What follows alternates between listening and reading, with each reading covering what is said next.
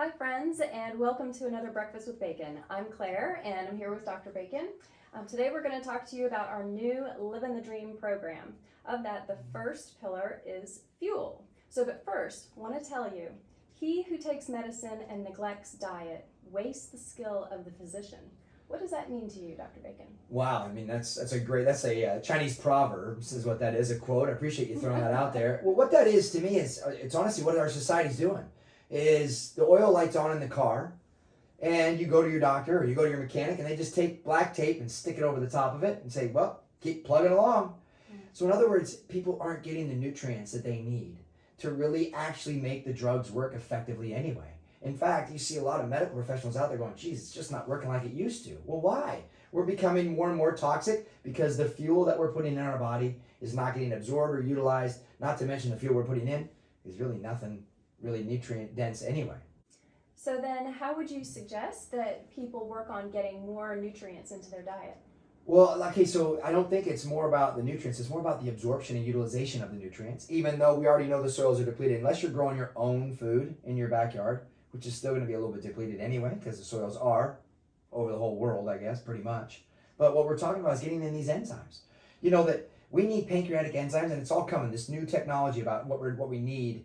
It's going to be about enzymes. We need hydrochloric acid because we see that deplete as we age, and we also need enzymes. These pancreatic enzymes help break down nutrients. And guess what? The pancreas is under stress from day one because of baby formula, because of everything else, high fructose corn syrup, sugars, everything else that's going into the body that we're using. So I think what we need to do is start paying attention to what we're putting in and maybe supplement to add in some of the good nutrients that we can absorb better. Okay, so you talked about getting in more of the good things into our diet. Yeah. What about removing some of the bad things that might be tearing us down? Right, because really the only two reasons we're ever sick is toxicity or deficiency, right? And so we're talking about being sufficient. Well, now we got to worry about the toxicity. Well, guess what? It's so funny you should ask that. We have this great cleanse that we do on a regular basis that's coming up right around the corner, and we do it quarterly. And what we do is we break it down a little different. We do a 10-day cleanse or a 21-day cleanse, where we give the body all the nutrients it needs to really actually allow that liver to detoxify adequately and get some of those toxins out. So for our friends who aren't doing the cleanse program or living the dream right now, what are some easy things they could do to get started? Well, I'll tell you what, so a couple things would be like drinking more water. I mean, we talk about that, drinking more water, maybe even getting a water filtration system or something like that, or mixing up your bottled water. And I want to tell you, don't sit and drink water with your meals. Do it every maybe 30 minutes before or even after, because a lot of times if you drink a ton of water, you're actually diluting some of the enzymes too. Another thing you can do is add in some fresh fiber.